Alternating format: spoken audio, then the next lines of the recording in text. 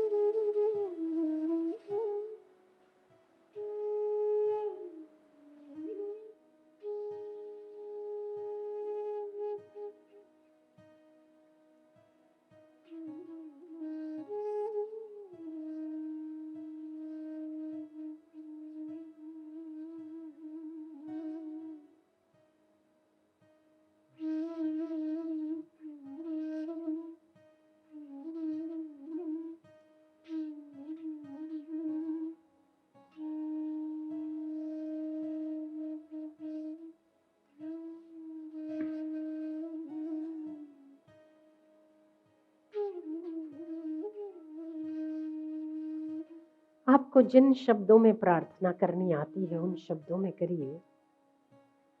जो कुछ बोलना चाहते हो आप उसके लिए बोलिए। शब्दों की तोड़ जोड़ के चक्कर में मत पड़िए। भाव से जो कुछ भी बोल सकते हैं आप उसे बोलिए। सुनता है, सुन रहा है, सुनता है, सुन रहा है। पर कुछ बोलने की आदत जरूर बनाइए। उससे वार्तालाप जरूर करिए। उल्हाना देना है तो उल्हाना दीजिए। ताना मारना है तो वो सही, प्रार्थना करनी है तो वो सही। संबंध स्थापित होना बहुत आवश्यक है। उसके साथ संबंध जब तक स्थापित नहीं होगा तब तक हमारा मन भी बार बार ऊंच नीच स्थितियों में डामाडोल होता रहेगा।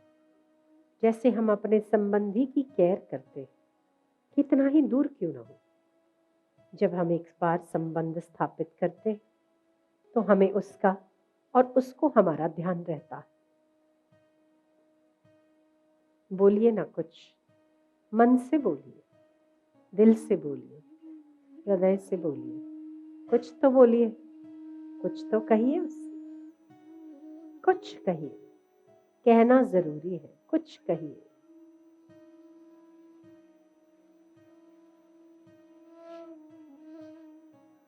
धन्यवाद देना चाहते हैं अपने जीवन के लिए, अपनी सांसों के लिए, तो धन्यवाद दे दीजिए। फरियाद करना चाहते हैं तो फरियाद कर दीजिए। लड़ाई चाहते हैं तो लड़ लीजिए, पर कुछ तो बोलिए।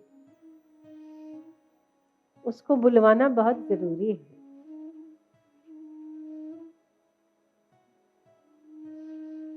बोलिए उससे। मुझे मानव जीवन देने के लिए धन्यवाद। यहाँ पहुंचाने के लिए धन्यवाद। मानव जीवन में ऐसे सत्संग गुरु मिलने के लिए धन्यवाद। ऐसी बुद्धि देने के लिए धन्यवाद।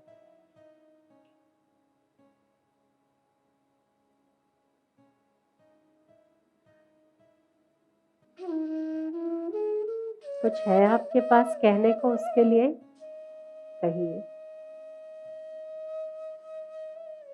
उसको सुनाने के लिए कुछ है आपके पास, खोलिए ना पिटारा अपना। दिल खोलकर बोलिए। वो आपका अपना है, सुनता है, सुनता है, सुनता है।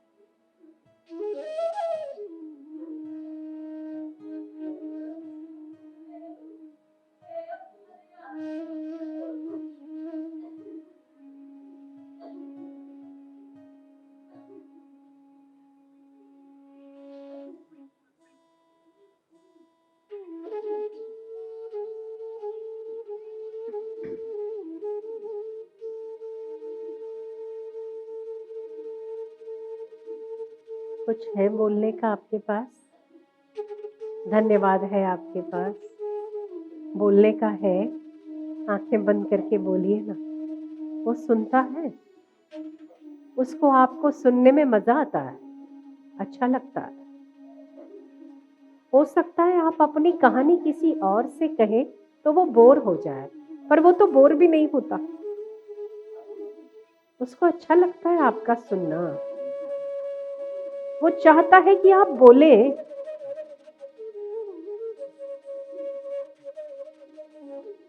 बोलिए ना। सबसे बोलते हैं ना आप, उससे भी वार्तालाप करने का समय निकालिए। जितना कोई नहीं सुनता उतना वो सुनता है आपको, उत्तर भी देता है आपको। आपकी हर अंगड़ाई और हर अटखेलियां सहता है, चलाता है। माता पिता हो सकता है किसी दोष की वजह से आपसे रूठ जाए, पर वो कभी नहीं रूठता। इसके इंटरव्यू में आप पास हो या फेल उसे फर्क नहीं पड़ता। आपकी क्या कैटेगरी है उसे नहीं मतलब है उससे। बस आप उसके सामने हैं और आप उसे कुछ कह रहे हैं। ये महत्वपूर्ण है, यही महत्वपूर्ण है। क्या कह रहे हैं इससे भी उसको कोई मतलब नहीं। कितना दयालु परमात्मा है, आपके दोषों को नहीं देखता, फिर भी उससे प्यार नहीं होता। कितना दुर्भाग्य है।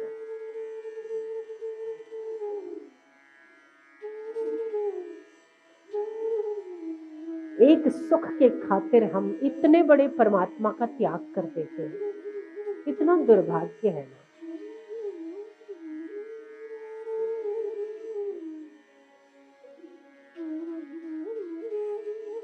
हर पल संभाल रहा है वो, कभी धोखा नहीं देता है वो, फिर भी उससे प्रीति नहीं होती। कितनी बड़ी विडंबना है ना मानव की।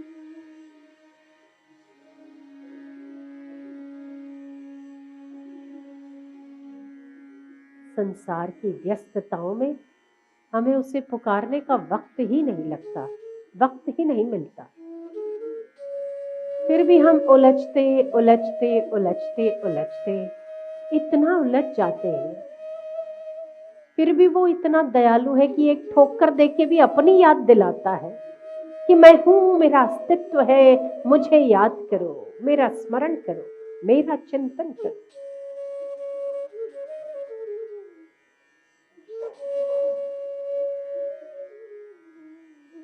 किस रूप से आप बात कर सकते हैं उससे कीजिए।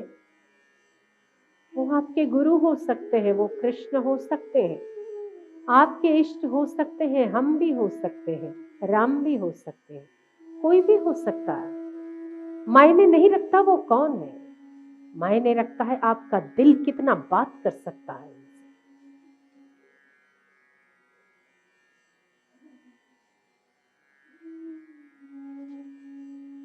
यही कह दीजिए।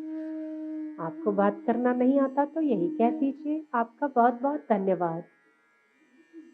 यही कह दीजिए आप बहुत अच्छे हो। यही कह दीजिए आप मेरे अपने हो। यही कह दीजिए कि मैं जैसा हूं वैसा पर तेरा हूं। यही कह दीजिए आपने प्रतिपल संभाला है मुझे, उसका आपको बहुत बहुत धन्यवाद। यही कह दीजिए मेरा मन आप में लगा रहे। यही कह दीजिए कि कहीं भी मैं भटक जाऊं तो मेरा हाथ पकड़ कर थामे रखिएगा मुझे। यही कह दीजिए।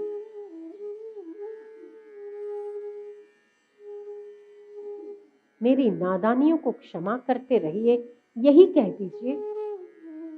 कुछ तो कहिए, कुछ तो बोलिए।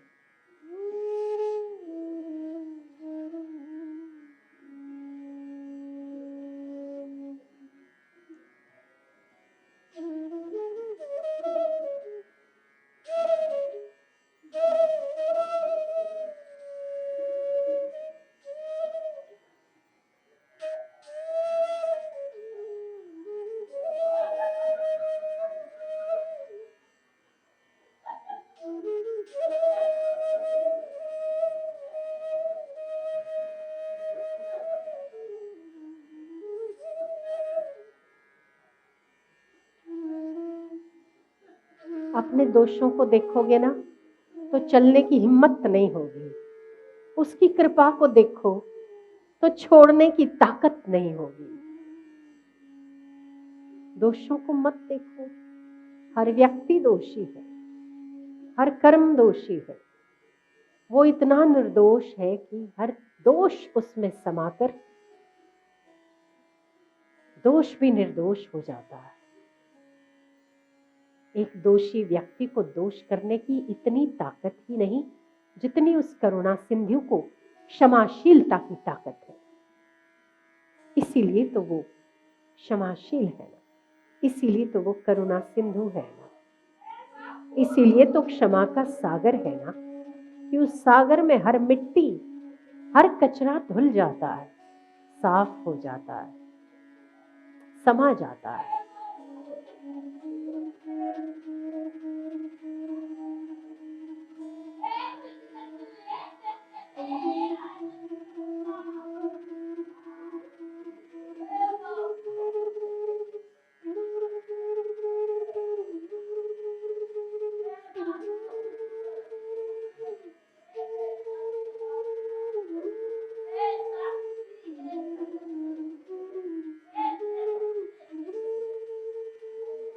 आपकी आंखों से बहते हुए आंसुओं में अपने दोषों को धो डालो, उनके चरणों को धो डालो।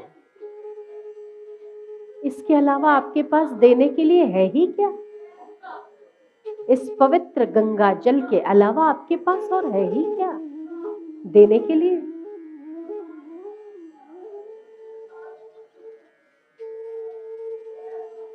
धन्यवाद और दो जुड़े हुए हाथों के अलावा और है ही क्या आपके पास देने के लिए?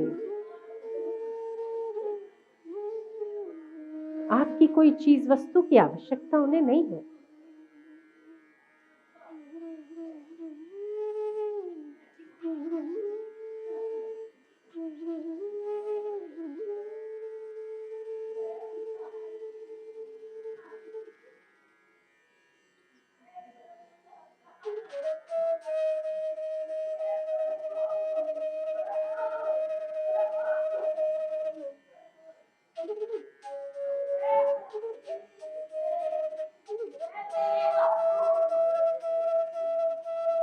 हे मेरे अंतर्यामी देव, मैं तुझे किस नाम से पुकारूं मैं नहीं जानता। होंगे तेरे बड़े बड़े नाम, योगियों को पता होंगे, ध्यानियों को पता होंगे। मैं तो वो भी नहीं जानता कि तुझे कौन सा नाम पसंद है। पर मैं जानता हूं तुझे नाम से मतलब ही नहीं, तुझे मतलब है कि मैं तेरा हूं बस, और तेरा होके कह रहा हूं और तुझे सुनना है।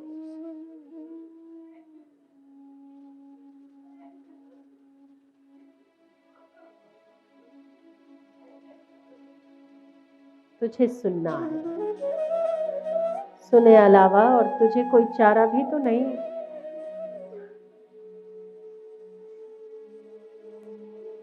मीठा बोल सकते हो उससे मीठा बोलो, तीखा बोल सकते हो तीखा बोलो, लड़ सकते हो तो लड़ लो, प्रेम कर सकते हो तो प्रेम कर लो।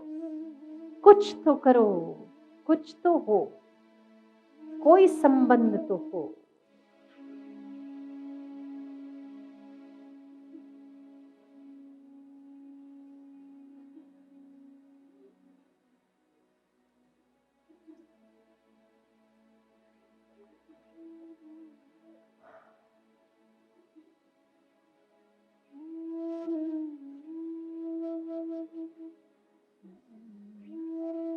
तू न रहे, मैं न रहूं, हम तुझ में ऐसे मिल जाए, पानी में मिली नमक की डली, हम तुझ में ऐसे घुल जाए। तू रहे ही नहीं, तू बचे ही ना। मैं भी ना रहूं, हम तुझ में ऐसे मिल जाएं जैसे नमक को खोजने पर भी पानी में मिले हुए नमक को निकाला नहीं जा सकता। ऐसे ही मेरा अंतरात्मा तुझसे ऐसा मिले, ढूंढने पर भी खोया हुआ अंतरात्मा ढूंढा ना जा सके।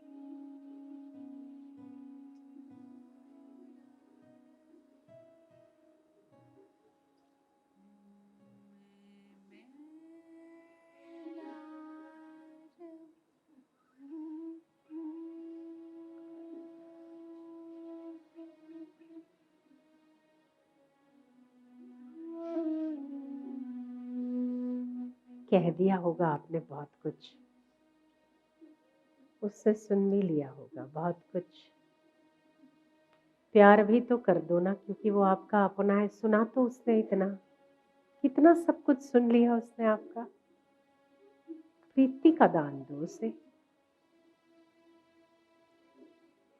प्रीति करो उससे, प्यार करो उससे। प्रीति के काबिल है वो, चरण पखारो उसके, उसी के काबिल है। उनके चरणों को अपने हृदय में धारण करो, इसी में आपकी पुष्टि और संतुष्टि है।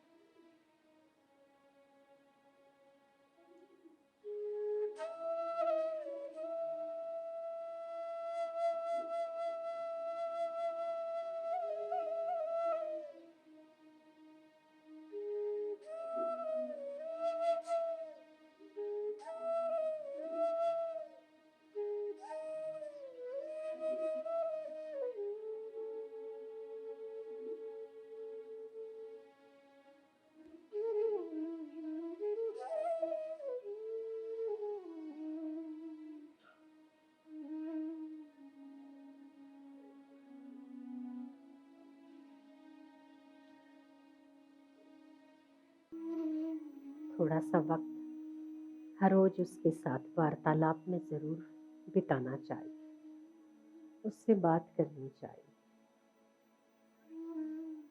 शारीरिक रूप से जो हमें दिखते हैं उनसे हम वार्तालाप करते हैं, पर जो हमारे शरीर का, मन का, सारी सृष्टि का संचालन कर रहा है, सूक्ष्म रूप से उसकी सत्ता से सब कुछ घटित हो रहा है, उससे वार्तालाप करने का हमारे पास वक्त ही नहीं होता।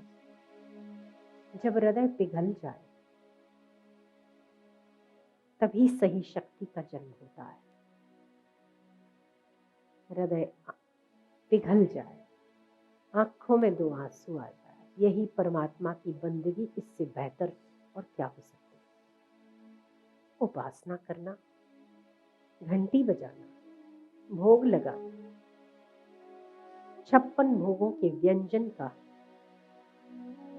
कार्यक्रम करना, करता रहे जिसको जो करना है।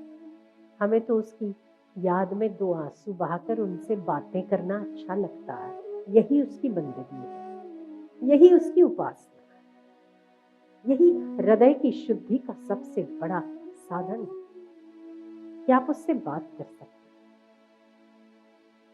मंदिर जाने वालों से कई गुना श्रेष्ठ है ये, कि आप उसे धन्यवाद दे, हृदय शुद्ध करें, उसे याद करें, फरियाद करें, कुछ कहे, कुछ सुने। जब आप कहेंगे तभी तो वो सुनाएगा ना, कहेंगे ही नहीं तो सुनेंगे कैसे। कहना जरूरी है। आप अगर किसी बच्चे से बात भी ना करें, बच्चा आपसे कैसे बात कर सकता? कह कह के थक जाएगा, रुक जाएगा। इसीलिए आप बच्चे हो, बार बार बात करना जरूरी है। बच्चा बात करेगा तभी तो पिता आवाज लगाएगा। वो तो सुनना चाहता है आपको, आप सुनाते ही नहीं। कभी खाली समय मिले, एकांत मिले, मोबाइल लेने की अपेक्षा उससे बातें करना बेहतर समय का सदुपयोग है। इससे बेस्ट और क्या हो सकता है कि आप फेसबुक फ्रेंड से बात करें, उससे तो अपने भीतर बैठे हुए असली फ्रेंड से बात कर पाए। इससे बेहतर क्या हो सकता है कि वो आपको आवाज लगाए और आपको सुनाई दे, वो कुछ कहे और आप उसे उत्तर दें। इससे बेहतर टॉक मुझे नहीं लगता इस संसार में किसी और के साथ हो सकती है।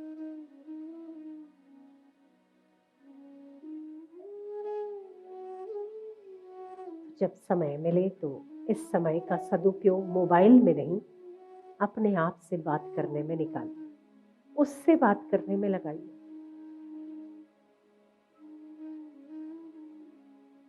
यही क्वालिटी टाइम है। बच्चों को देना भी क्वालिटी टाइम नहीं, अपने आप से बात करना, ईश्वर से बात करना क्वालिटी टाइम। ऐसा समय निकालिए।